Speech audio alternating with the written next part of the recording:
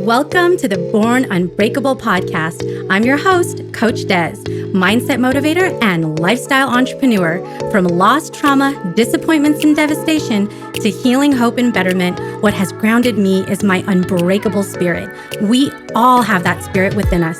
Every week, I'm here to inspire you with stories of perseverance and growth. My mission is to help you crush self-limiting beliefs and to be unapologetically you. You are your only limit, so take action today. Let your unbreakable ride begin now. This episode is brought to you by Blue Skies Life, a lifestyle brand with high-quality, ethical, and sustainable products. There are products for your mind, body, and home, everything from calming tea and luxurious shea butter to Turkish towels and silk kimonos. The holiday season is upon us, so start getting these one-of-a-kind gifts now. Go to blueskieslife.com, that's BLUSKYSLIFE.com, and use code BU20 to get 20% off your order today. Welcome to the Born Unbreakable podcast. I'm here on this lovely day that we've been blessed with a special guest, Sue Reynolds, who was introduced to me from my good friend, April, who I have the pleasure of working with in a number of different ways. But Sue is amazing. We're going to get into such a great conversation today because she's a couple of things. Sue is not just one thing. Sue is a certified executive coach. She's also a social media marketing strategist at Carmine Media, and she's got over 20 years of experience in the corporate setting, in nonprofits. You also, Sue, created a web series for women in leadership.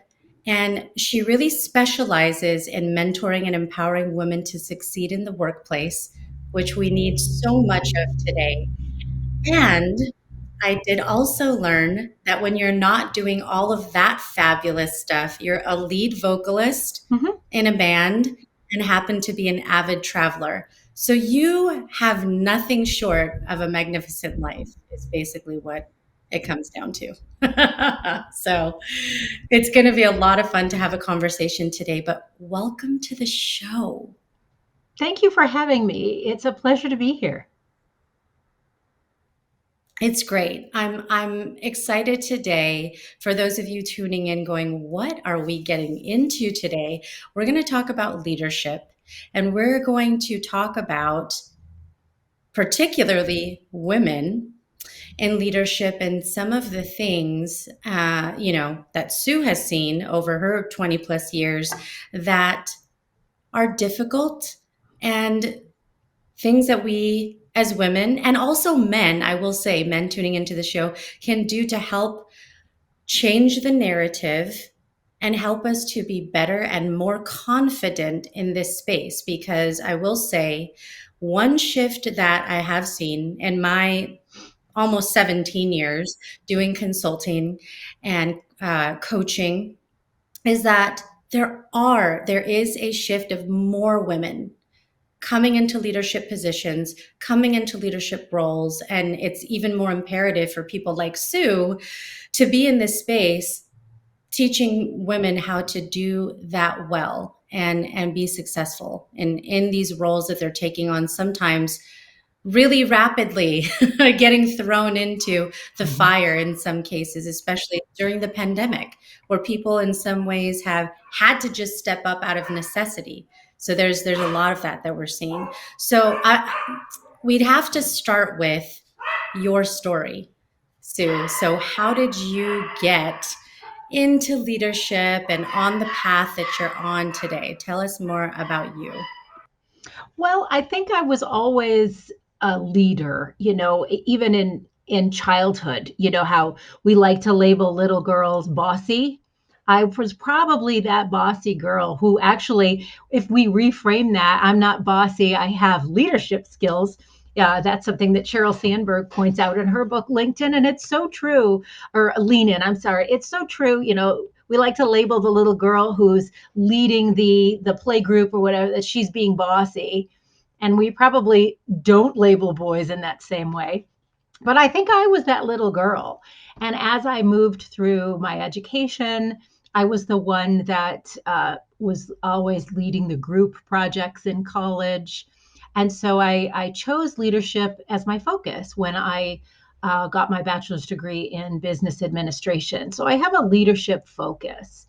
Um, and I always enjoyed and wanted to be in a leadership role, and I'm very pleased to be in one now in my full time career. And I learned a few things along the way, and so I want to now at the age where I am. I'm 54 years old, and I want to start giving back to the young leaders that are coming up what I've learned about leadership and the best way forward for women, especially. And yes, gender bias exists. Yes, we need to try to combat it. There is no question about that. But there are some things that we do as women that really buy into that gender bias and sometimes hold ourselves back. And what's really cool about that is those are things we can change. We have control over those things. And so as I moved into a leadership role, I want to help women understand those things and give them back some of the power that they have. They can change some things to control their own destinies. And that's really primarily what I do for my coaching as well as, of course, my Yeah. social media. Yeah. That ownership, that power. I love the word power, is to own that. And it's so amazing that you said bossy and the different perceptions around that, right? Yeah. Like today, the formal thing that we do often, especially in corporate environments, is take the personality tests, right? Yeah. You Sure. take the different tests to figure out what your strengths are. You know, you do the strengths finder test or the colors test, Myers-Briggs, and then you lean in hopefully to those different strengths. And often if there is a strength of being bold or something like that, women may feel a little bit uncomfortable with that and the Yeah. perception around, well, I don't want to be too aggressive. You know, I don't want to be seen as uh that might be a little much. I don't want to come across that way. So there is a lot in that, and I hope to be able to unpack that with you today. But maybe one place for us to start is, what are some of the common challenges that you see for women today? I mean, one that I think of, and maybe we can build on this, is confidence and Oh, imposter absolutely. syndrome. Imposter syndrome, absolutely. It's a big issue for women. Men have it too, of course, but it's a big issue for women, especially high achieving, successful women. I think we know what we don't know, and that makes us insecure. So when you move into a new role, for example, I always tell my clients if you can do a new job right out of the gate, it's probably too easy for you. There are going to be things that you don't know. And you need to be able to feel comfortable, not with the fact that you don't know them, but with the fact that you will learn them. You will put the time in, you will put the energy into yourself to learn those new skills. You have to have faith in yourself. And the confidence is about your ability to learn them, not necessarily the ability that you already have that expertise. And while we're talking about expertise, that is also a common um, thing that women do. We overvalue expertise.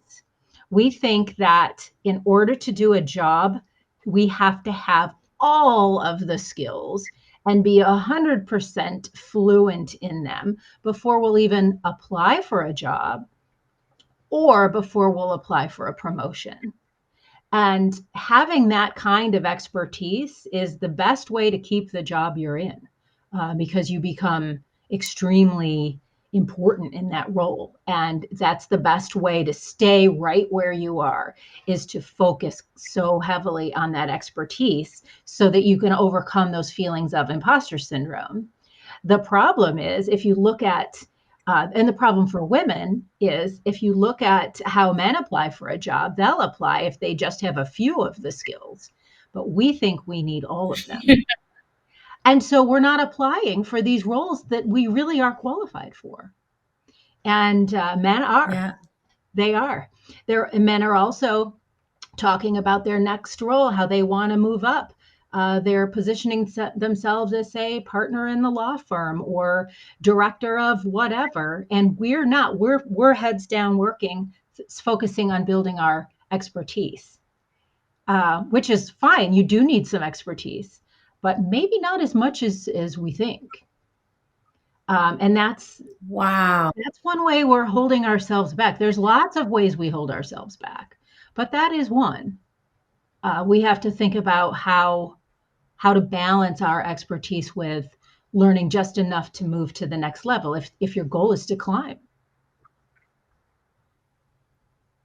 That is so true. Yeah. Wow. We want to be perfect. The It's that perfection, we want to be I was that perfection trap. that. We think we need to be perfect in order to be Mhm. successful. There's no such thing as perfect though, is there? Oh, heck no. No. But somehow it's this invisible thing that we're striving for. It's like this thing that when we wake up, there's this little bulb that goes off that says perfection. Try to achieve this. And It of is a course, it's moving unattainable target. because there's Yeah, it is a moving target. Um, and good enough is better than perfection, you know. Good enough. Are you good enough? Mhm. But perfection Yeah. can really be a trap because it can hold you back if Mm, everything you're doing is you're trying to be perfect. Now, women are held to a different standard. I think we know that. And I think that, mhm, of course, we're buying into that when we're falling victim to that perfection trap. So to a point, yes, we're expected to be harder working, more productive. But these are mhm, sometimes boxes we put ourselves in. mhm. So let's play on some of what you just said. Let's say a bright, intelligent, driven, ambitious woman comes to you and just got promoted in a new role, but is having that feeling of, good grief, I I am so overwhelmed. This title is, freaks me out because now I'm the vice president, of Right? marketing, or I'm, this important role and all this weight is on my shoulders. How do you begin to get into a mindset of what you've just described where I'm going to lean in and I'm going to learn and I'm going to be fine with not knowing everything? Like, what are some of the things that someone in a position like that needs to start doing differently to not get stuck? Um, that's a great question because that fear and that sense that you're going to get discovered. People are going to realize that you're an imposter or you don't belong here. That feeling is very real and it's terrifying. Um, like I said before, I think the faith needs to be in yourself and that you've gotten yourself this far and they promoted you because of your potential to succeed in that role, and you owe it to yourself to learn the skills that you need to learn the new things you need, and you start to do that. And this is where sometimes women don't leverage their relationships as well as they could. Rather than shutting the door heads down and learning all of the skills that you need to be successful in this role, you want to start by building alliances. Who do you go to for the information that you need? And it's those alliances that you build that will help you ultimately be successful in the role and also get you the support you need in the company. But when you shut yourself off and work on, I've got to be perfect at this before I say anything, before I reach out and build alliances, you're holding yourself back. It's those alliances that will get you where you need to go because they might have the information that you need. And very often that's That's the first thing men will do is build those alliances, and women will shut their door and start working. that is such sage advice. And I'm thinking back. This is like taking me back to the beginning of my career. Almost 2 decades ago, in being a young consultant, and this feeling of having to prove yourself Mhm. and having to prove yourself. This was the story I told myself at the time. Doesn't mean that I would do it the same. I certainly wouldn't do it the same, but it was this feeling of I need to figure this out on my own. You know, if I go and ask for help, then it might look like I don't know what I'm doing, and I don't want to do that. I'll just, stay up till 4 a.m. and figure this out. I can do this. Meanwhile, there's people, all these resources that are at my fingertips to leverage. All these people who have, been Mhm. around the block several times that I could have tapped into, learned from, asked questions of, but my own insecurity kept me from doing that. Mhm. That It's was a so bad common. decision. It's so common. We don't want to be exposed as not knowing everything and not being perfect in this new role.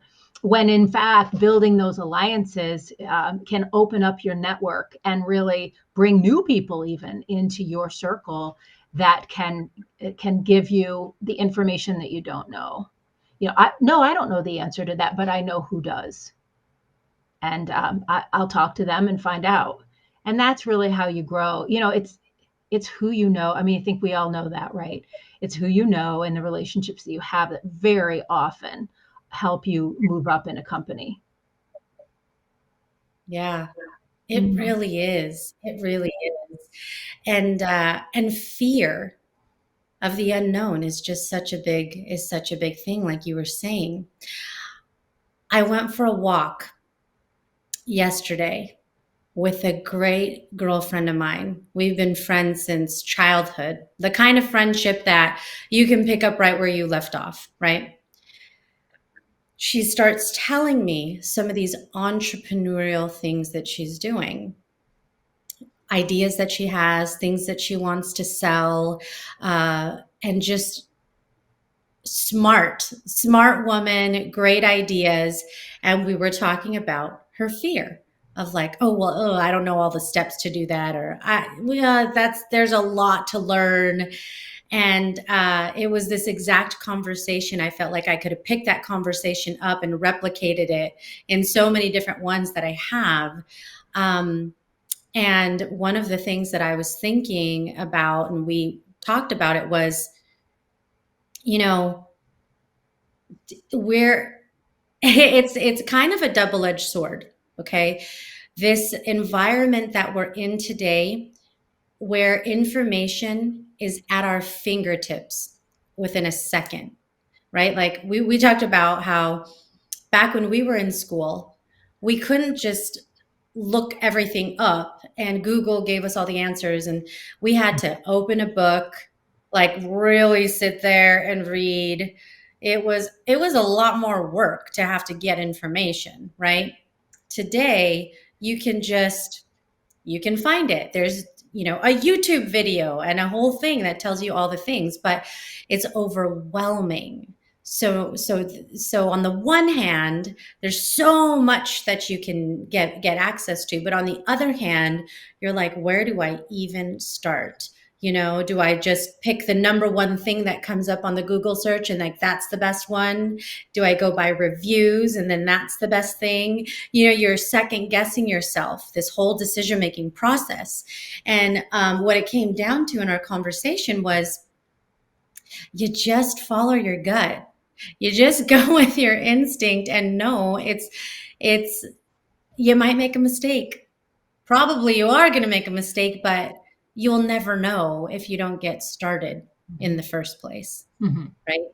Right. but it's that analysis paralysis that keeps you from even moving from where you're at in the first place. Like, why do we do this? Yeah, the perfection trap.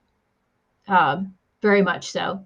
And also, when you're looking on Google for your answers, it's difficult to know what to trust, because just because it comes up first in the search results doesn't mean that it's the best information. It means that it's the best optimized information for the keywords that you searched for, right? So they have the best SEO strategy, but that doesn't necessarily mean that they are the best resource for that. And that's where building those alliances and knowing who you can trust to give you the right information. And much of that you're not going to find on the internet, because a lot of that might be company culture, institutional knowledge, those kinds of things that you just have to build your network to learn. That's building a network is huge. So I want to come back to, you know, something you're uniquely positioned to do because of your experience in leadership and in marketing, which is how women promote themselves.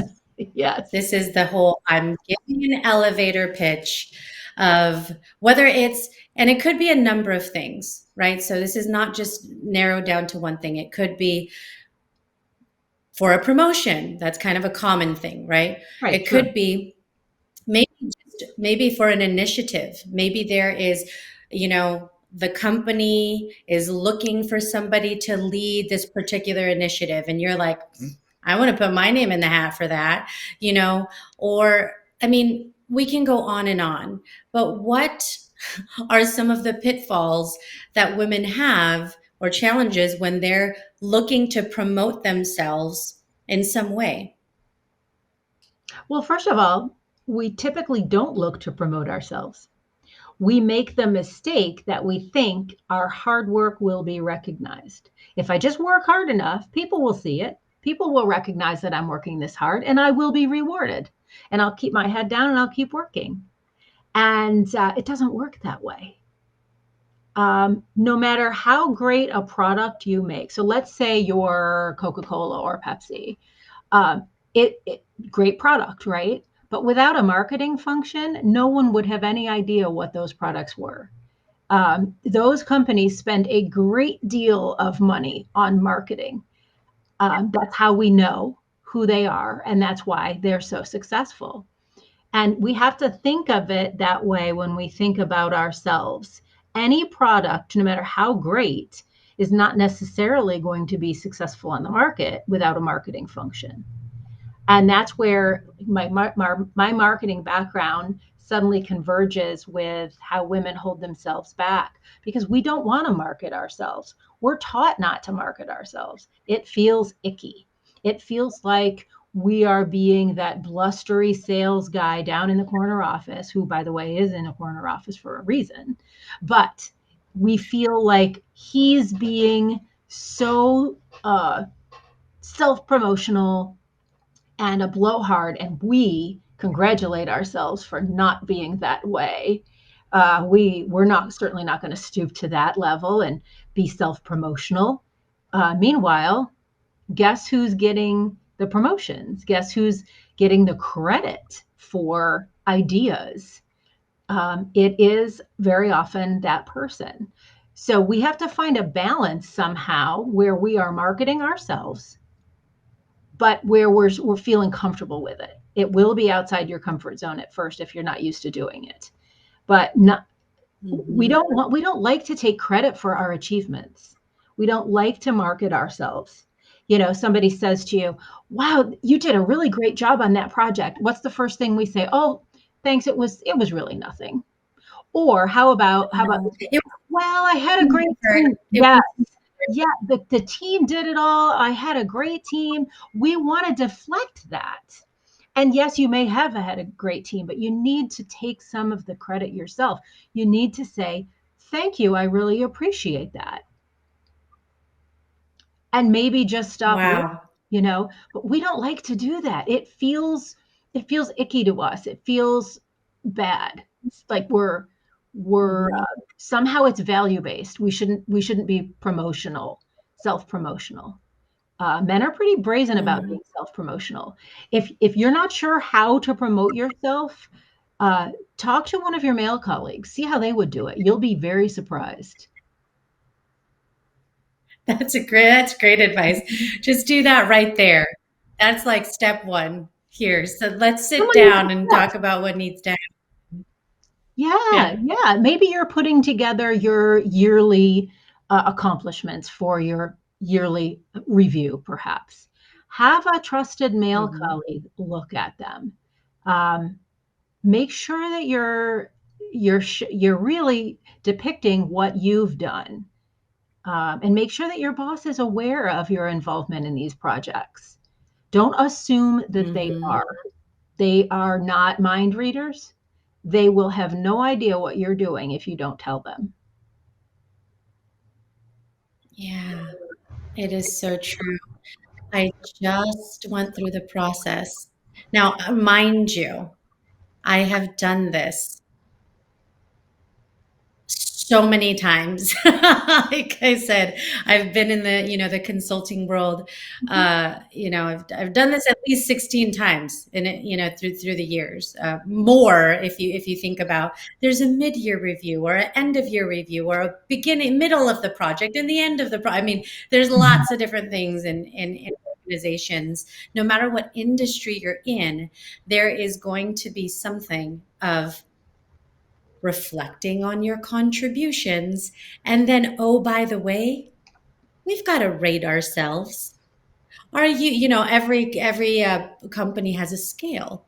Mhm. And it's something to the effect of awesome, excellent, pretty good, could use development. I mean, there's Yep. usually a 4 or 5 points. Yep. It's horrifying for me every time. Every time. I'm like, "Oh, should I talk about that?" Well, I mean, yeah, yeah, I'm not sure. Uh, oh, rating myself? Oh gosh. I I'm always gonna just guess ask that other most people what women undervalue because we don't want to seem like we're bragging. Mhm. Yeah, oh, 100%. And Mhm. it's always easier for me to write about someone else. Oh, I sure. could write about other people all day. Oh my gosh, all of these things about myself. Oh no, no thanks. That's so common. I'll pass. Most of us are that way. That's so common.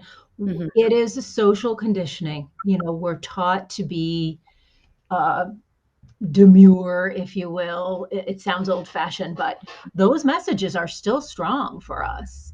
We're not supposed to promote Mhm. ourselves. Mm-mm. We're supposed to Yeah. be taking care of other people in service.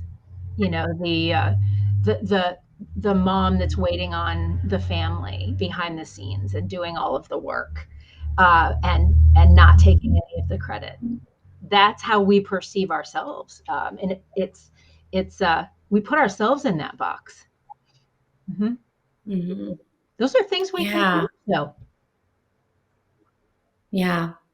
How do we change them? What are some things that we can do? Well, first of all, I think it's important to understand that culture is a construct.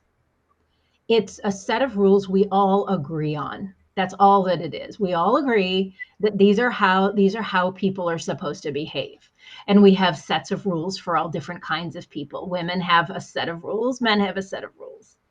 But it is a construct, and it's a strong one.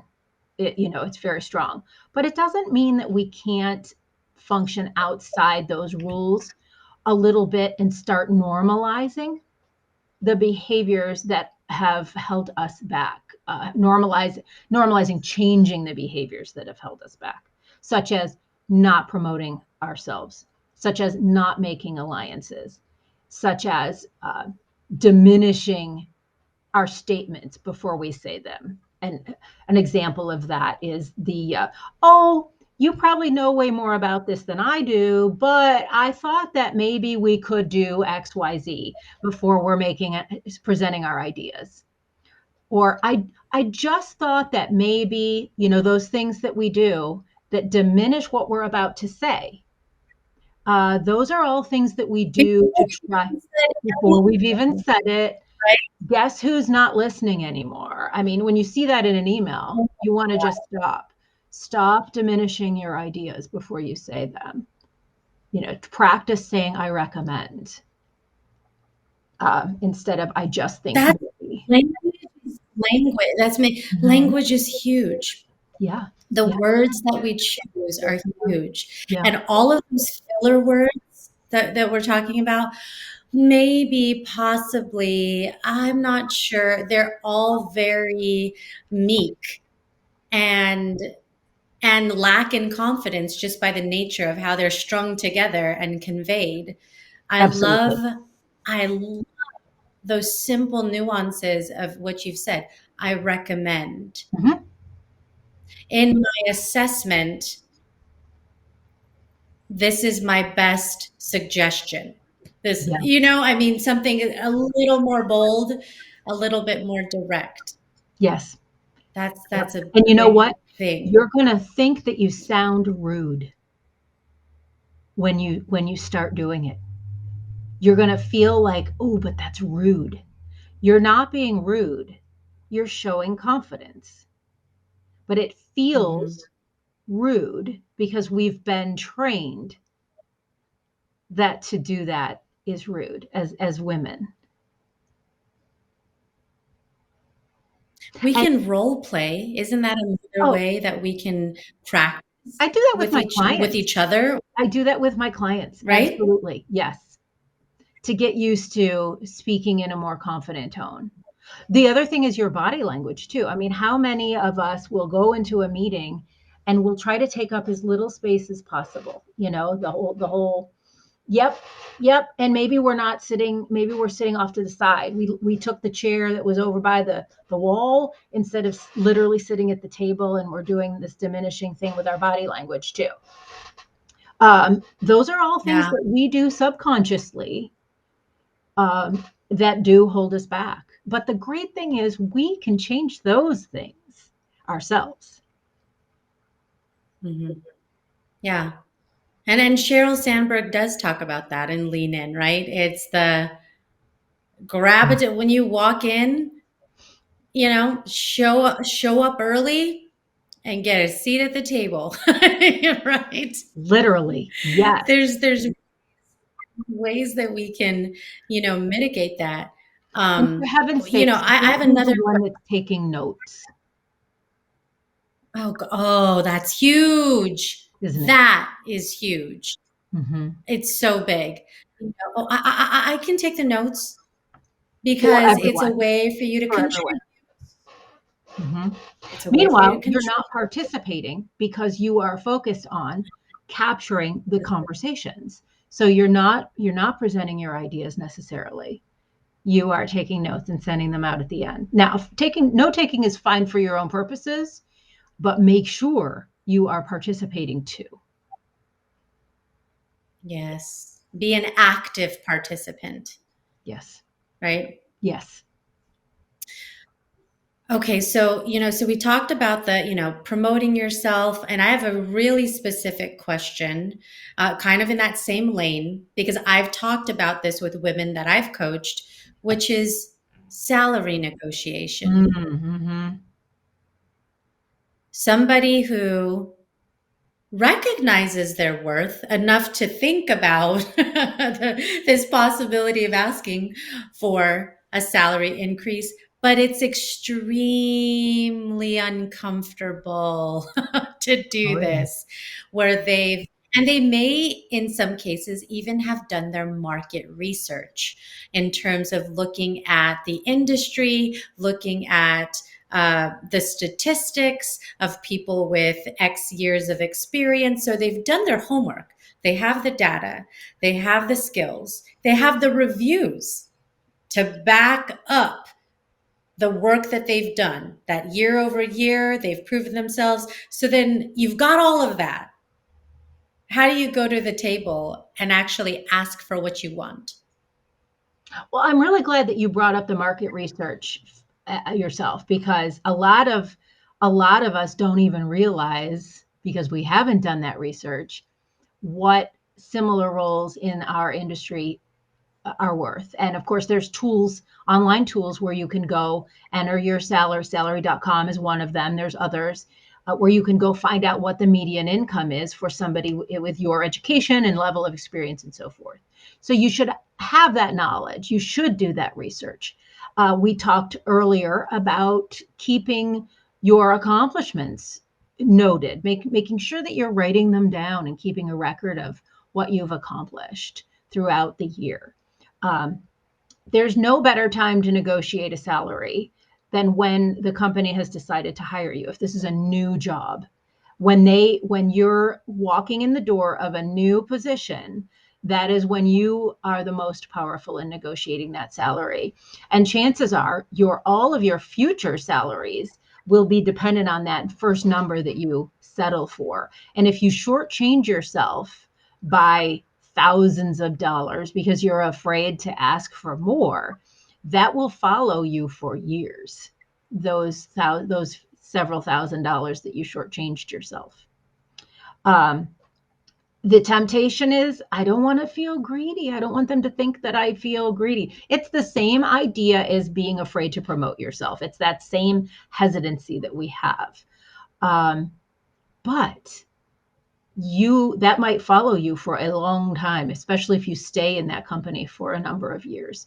That what you shortchanged yourself will follow you. So once again, I'm going to recommend that you talk to a trusted male colleague about how to negotiate a salary. You will be very surprised at how brazen they are when they ask for money compared to the way you think that you're going to do it.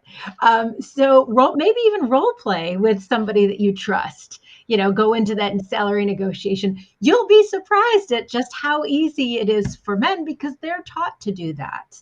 They're expected to do that money, that status, that taking care of the family, those roles that they're conditioned to have to do, teaches them those skills. Mhm. And we can learn from that. So ask a trusted male friend how to negotiate the salary. And make sure that you're That not is good. getting hung up in what they're going to think of you by asking for what you're worth. The whole meek and timid and I don't want to seem greedy thing. That's going to set you back Mhm. if you fall victim to that.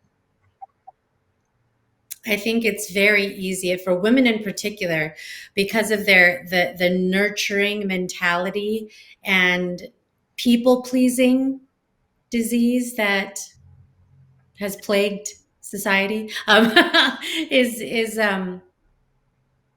being worried about what people are going to say, worried about the response. Therefore, you don't want to ask the question because you're so concerned about what's coming on the other end versus just being concerned about the message that you need to give, Mhm. right? That's big. Oh, we're supposed to be selfless, Okay. right? Women are Yeah. supposed to Oh be yeah. selfless, right? We're supposed to be nurturing and selfless, and we not concerned about ourselves at all, and just only concerned with nurturing others. And I mean, well, that's a caricature. I know we're talking generalizations here, but we fall victim to those Mhm. feelings ourselves. And we buy into that ourselves. And so the salary negotiation is really where we can get tripped up. Because that feeling of I'm supposed to be selfless and not in it for the money. I'm not supposed to be. Um, I'm not supposed to be ambitious, right? Yeah. I I do I this have clients because that are told they're I too like ambitious. to. Yeah, yeah. Mhm. Don't be so ambitious. Ab- Is it Yeah, a bad absolutely. trait? Yeah. Mhm. What about what about criticism, right? Because when in any professional setting, there's going to be feedback, as there should be. I mean, it's the way that we grow, it's the way that we learn. How have you seen, and perhaps how can we work on handling criticism from our colleagues or superiors, peers? I'm really glad you asked that. And here's once again where like my marketing experience converges with the coaching. Um, I deal a lot with criticism online for my social media clients, of course. And the first thing that you need to do is ask yourself, is there any truth to what is being said? Really step back. Is there truth to this? Because if there is, then this is an opportunity. You've been given an opportunity to improve yourself, which is great. It's hard to feel that way at the time. It's not going to feel great. But step back and look. Now, how can I take what I just learned and improve on it? And just like in marketing, you would tell the person that criticized you, here's what we're going to do to fix this. We're going to make leadership aware of it, or we're going to make sure that we make this change in our operational process, whatever. Same with you personally. If you get criticism from your boss, from a coworker, if there's truth to it, you almost owe them a thank you, because it's hard for us to see ourselves outside our own perception of what we think we're projecting. When someone gives you that, it's a gift if it's true. Use what you learned to correct and improve, and then tell them that you did that. I really thought about what you said. I appreciate you being honest with me about that, and here's what I'm going to do in the future to correct that or to improve on that. Handling conflict and handling criticism is one of the biggest things you will have to learn as you move up in a leadership role. Leaders are going to be criticized. Mhm. There's no way around it. You have to be able to take it. But you also have to be able to take praise.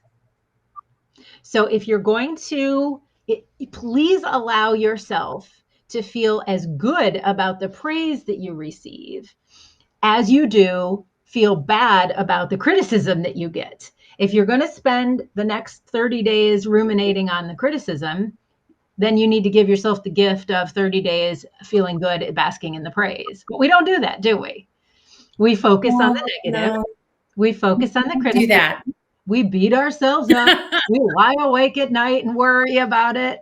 I mean, it's so true, right?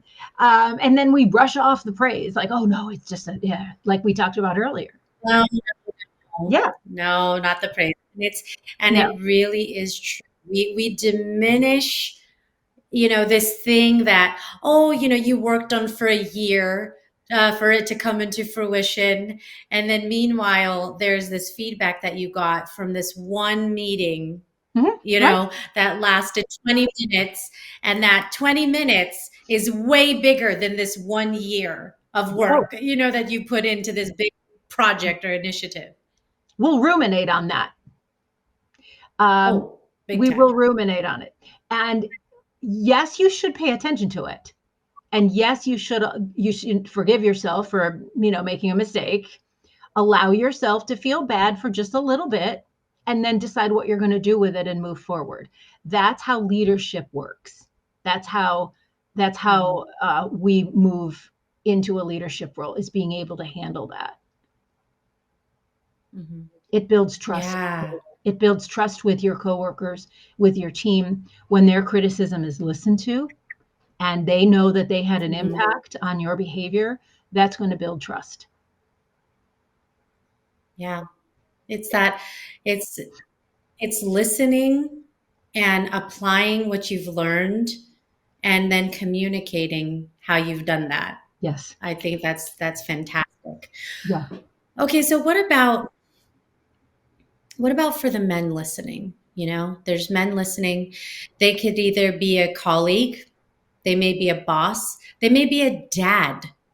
They may, they're somebody to someone, and they're either working with women or raising or influencing women.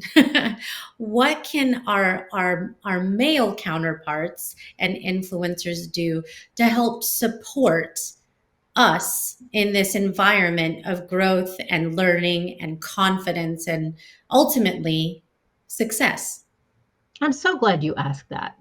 Um, there's a lot of things our male colleagues can do to help. First of all, be aware of the gender biases that exist.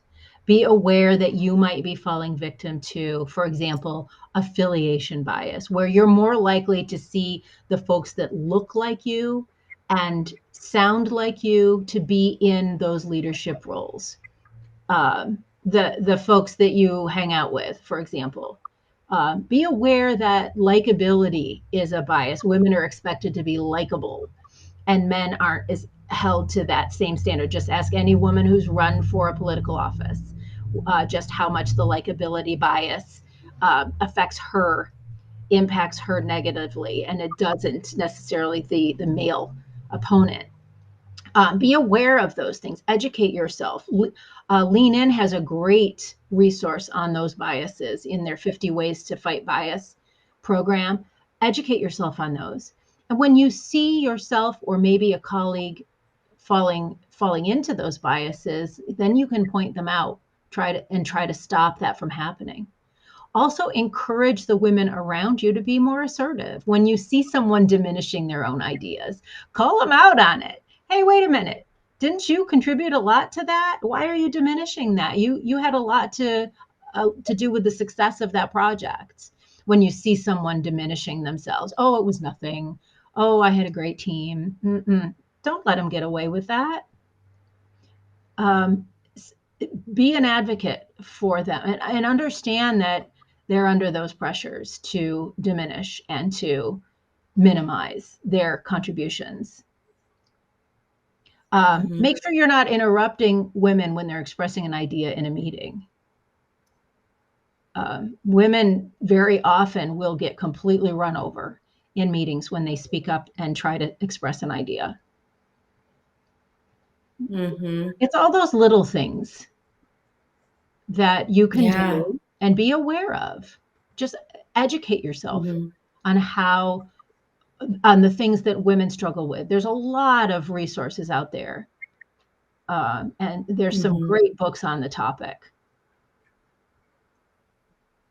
I love that. Yeah. And it really, I love what you said, where it just starts with dialogue and having those conversations, seeking to understand, being a good listener, so you can then become a good advocate for those around you. And I mean, and that goes for anything, whether it's, male to female, female to male, any combination of things. I think that Absolutely. is really important. Yeah. Yeah. Hmm. So I want to, before asking you a little bit more about your own programs, ask you a couple questions that will help my audience get to know you a little more and your perspective on things. So my first question for you, Sue, is what are 3 words that best describe you? Oh, gosh, you got me. I am an introvert. I am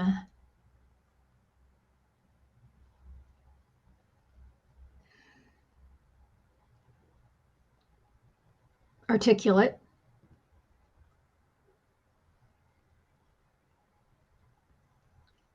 And I think that I'm conscientious. Yeah, Yeah. I love that.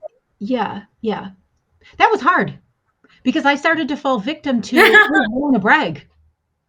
I started to do that. Yeah. I don't want to brag. Maybe I should say a weakness. Like, oh my God, I was just doing what I'm telling you all not to do. Right. But it's when you're put on the spot, Oh, it's this thing that just kind of overtakes you, right? oh, I didn't want to brag. That totally happens. Oh, you got me. I Oh my gosh. Um, okay, what is something that you are working on improving? I'm always working on improving my knowledge around coaching. I want to be the best resource I can for my clients. I want to make sure that I'm giving them Mhm. the best advice and the best way forward in their lives.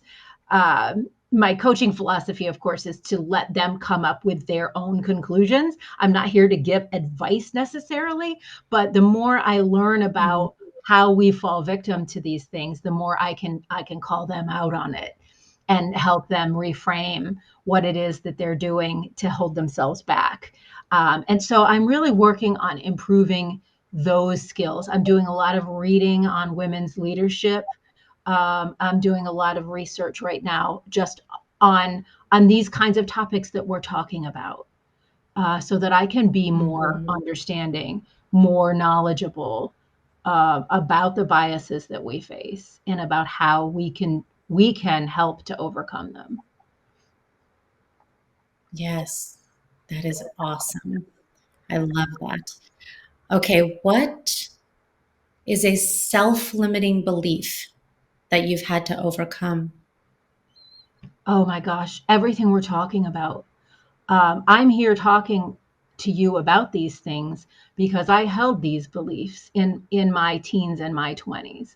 I was in it was the 80s in those days, and the 80s were a particularly strange time for women because yes, we started to have a lot more in the way of equal rights, but there was a big backlash going on culturally at that time against the women's liberation movement from the 70s. And so we started getting a lot of this feedback on going to work was selfish. If you worked outside the home, you were selfish. If you were ambitious, you were selfish. You were a bad mother. You were all kinds of things that society deemed you unfit. And I was being raised and forming my adult thoughts at during that time in the 80s. And I had to unlearn so much of that as I got older. I was discouraged from even going to college because college is a waste of money for women. You're going to get married and have kids. Why should we spend money sending you to college?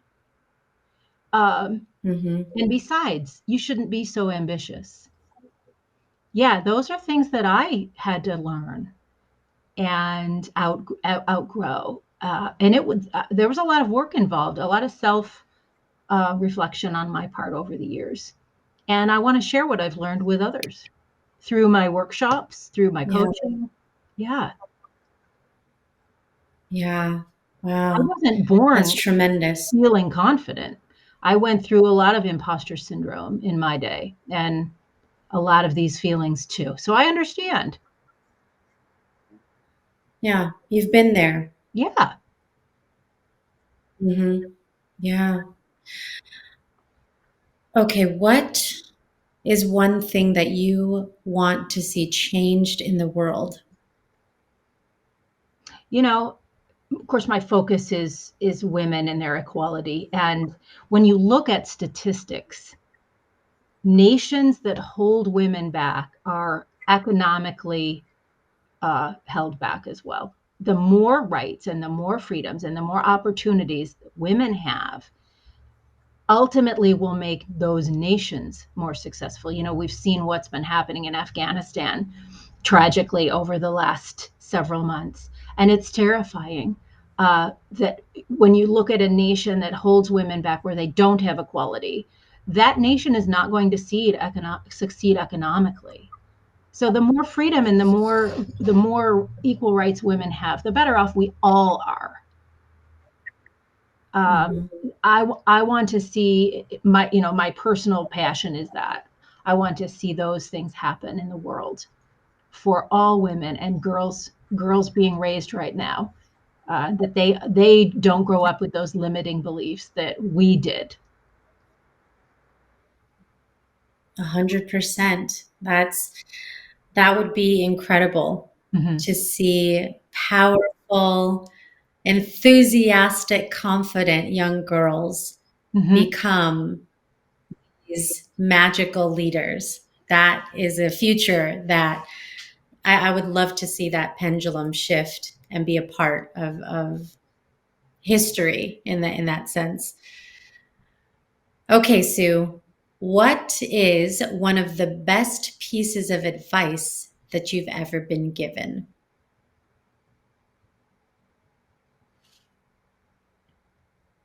I've had a lot of good mentors in my days.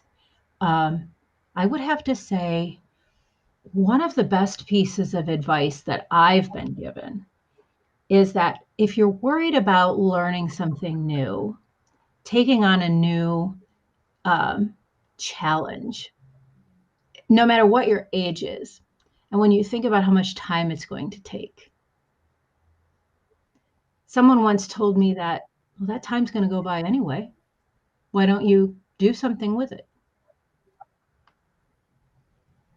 And I've never forgotten that. Amen. Yeah.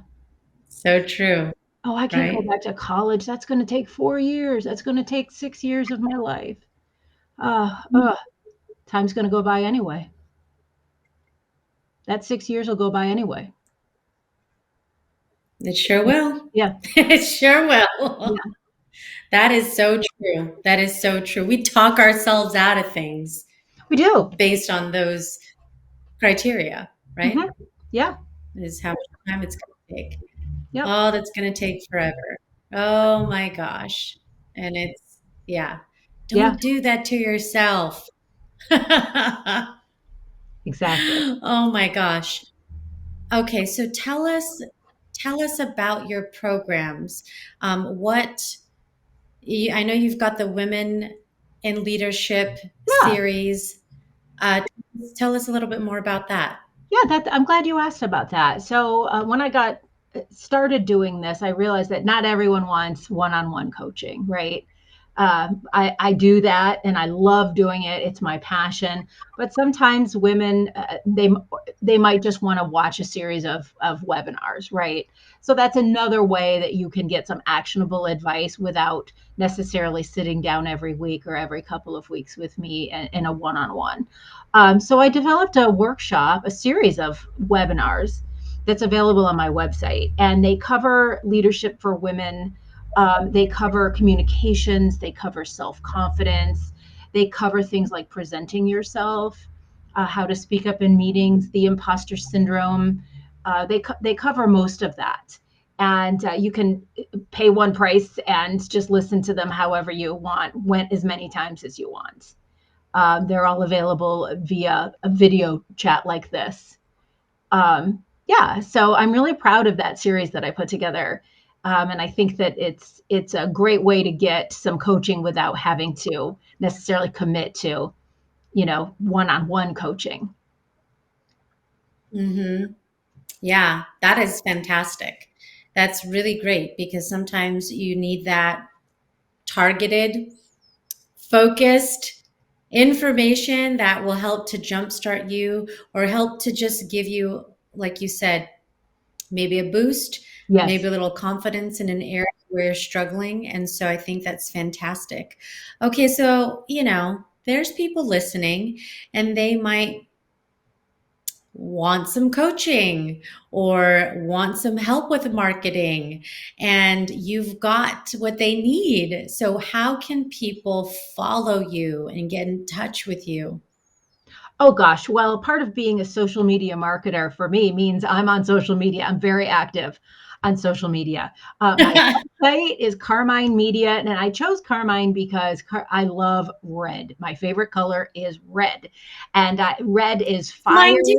Oh, you like red too? I love red, and so I chose Carmine is a deep red color that really it means fire. And I wanted to add fire to both your marketing strategy, but also your own personal sense of yourself. I want to help you add fire to your goals, is one of my taglines. And so Carmine Media is my website. I'm on TikTok, I'm on Instagram. You can email me at info@carminemedia.com. My website has a lot of my resources. I write a blog pretty regularly on leadership. So you can subscribe to the blog. You can subscribe to my emails, and I'll send you emails on different marketing topics if you're interested in marketing, or different leadership topics if you're interested in leadership. And of course, I've got the 5-part series there as well. If you go to my TikTok account, you'll land on my, and you click on the link in my bio there, you'll land on my landing page that has links to all of these different resources, including right now, I have a link on how to help the women in Afghanistan. There's a wonderful program set up to really try to help women in countries where they're being oppressed. So if you're interested in that, there's a link there to that as well. But you can sign up for my coaching there. You can grab the freebies that I have. I've got several worksheets on gender bias, on gender communications, and also what is passive versus aggressive versus assertive. A lot of folks don't know the difference between those things. And so I put together a little worksheet on how to know whether you're being passive, aggressive, or assertive. And so all of those are free Wow. resources on my website. Yeah. Definitely go to get that. Yeah. That is fantastic. Yeah. I'm going to That's put been your a big website deal. in the That's, show yeah. notes. It is. It is. And I'll have all the links in the show notes so people Right. can just go straight there to get any of the things to be able to get in touch with you. But I love the connection with red. So a funny thing, I was very intentional about having red in my branding for Born Unbreakable because Mm-hmm. I think it's a bold color. My car is red. Me too. I have clothing and shoes and everything. I got this pop socket for Love it. this. I was decorating my phone. I got a red rose in there. I I love mean, it. I find ways to like put it everywhere because I love it. it's my You're favorite joining color. me here in my red Um, library. So here's my red walls in my library here. Yeah. Yeah. I love it. It's so good. But so then I have to ask you, because you do other fun things with your travel and with your singing, where is the next place that you're going to be traveling to? Well, boy, that's been hard with COVID, hasn't it? I I was It's a tricky. actually I was on a trip in Spain when we got called back to the US, when the ban on travel from Europe to the United States went into effect. This was a year ago, March. And so I was halfway through a grand tour of Spain when we got sent home on an emergency flight from Paris to back to home. It was nutso. And I have really not been anywhere since. Up until that point, I was going on a trip to Europe almost every year. I really would like to Wow. finish that trip. We were supposed to go to Madrid and then Portugal. And I didn't get to see Toledo, Madrid, or Portugal. So I want to finish that trip, but the time's not right yet. We need to wait until our pandemic is behind us. And I also want to go to Turkey. That's another bucket list place for me. But again, it's just not, the timing's not right yet. I want the pandemic to be behind us. And then I do travel to the Finger Lakes region a lot, which is where I grew up. My family lives there. So I'm planning a trip in the next week to up to New York to see the fall leaves changing. The fall in New England is one of my favorite things. So I'll be doing that in the next week, but that's a family visit.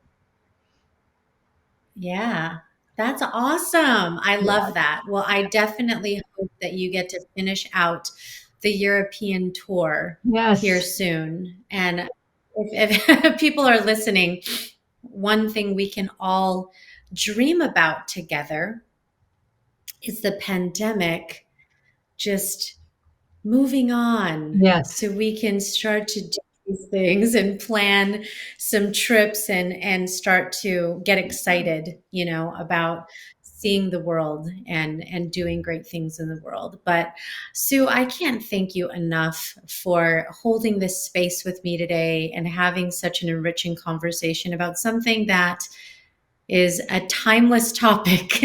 um, that we really need to embrace, and I hope that folks really got something out of learning a little more about leadership, and particularly women and their growth and success in leadership.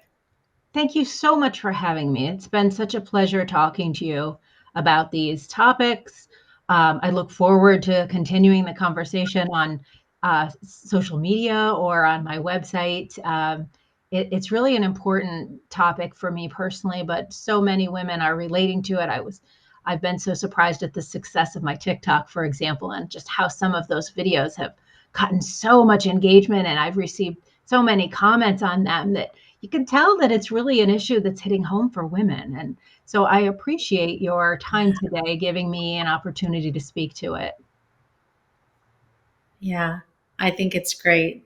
And, sometimes we just need a little levity. So if you do need that, go check out Sue's TikTok because you'll have some laughs, but you also learn at the same time. And there's no better thing than doing those two things together, right? Well, I'm kind of poking at you. It's funny because it's true. Some of the things that, you might see yourself reflected in some of those TikToks that I've done about the emails and the minimizations that we do. But you're right. I try to put a little spin of humor on it too, because Oh, we all yeah. do it, right? That's the best way. It's the best way that we can grow is if we're having fun while we're doing it, right? Yes, If absolutely. we're gonna learn something new, we might as well laugh in the process. Mhm. But thank you so much for having, this time with me, and I look forward to following everything that you continue doing. Thank you so much. What a pleasure talking to you. I appreciate it. Awesome. Leadership and empowerment. How fabulous is this topic with Sue Reynolds? Such a lovely personality and a refreshing conversation, completely relevant to this day and age. So, you know by now, if you've listened to at least one or two of these podcasts, that one of the key principles that I like to live by, and I always talk about when we get to this part of the show, is action. Why is that? Well, it's because action is what gets us closer to results and change and taking ownership and moving in the direction that we want to move to get the results we want to get, right? So, what is the action that we are going to take from what we learned today with Sue? I'm going to invite you to do something that sounds simple, but it might feel a little bit hard for you if this is not something that you normally do. And it is this. I want you to write down 3 of your strengths. What are the things that you see yourself being fantastic at? 3 strengths. Don't overcomplicate it. Write the first things down that come to your mind. And this goes to the topic we discussed today about promotion. And it starts with acknowledging what you believe about yourself. Okay, that's action number 1. Action number 2 is for you to go and ask 3 people that you consider to be trusted advisors. These individuals can be in your professional space or in your personal space, whichever 3 individuals you want to choose, and ask them, what are 3 of the strengths that you see in me? And then just bask in that. Take it in. How do you perceive yourself? How do others perceive you? Hopefully there's some alignment there. And embrace that. Take ownership and be proud of the things that you are good at. And don't be afraid to talk about them.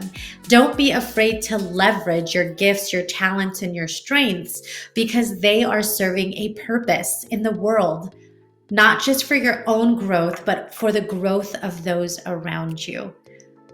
Be proud of those and help other people with those. Give those gifts to the world today. So that is my homework assignment for you. Thank you so much for tuning in. Don't forget to follow Sue, particularly when you want a little bit of a laugh and to learn, like I mentioned, on TikTok. And there is so much exciting content on Born Unbreakable. I can't believe we're in the month of November already. That is crazy. Getting closer to the end here of 2021. But it just means that there is more in store to give you through the end of this year. So continue to tune in. If this is your first time tuning in, don't forget to subscribe, rate and review the show on Apple Podcasts. You just hit the little stars and take 60 seconds or less to share what you think about the show. I truly do appreciate it. And remember, you, yes, you, I'm talking to you, are your only limit. So take action today. Thanks for tuning in, and I'll see you next time on the next episode of the Born Unbreakable podcast.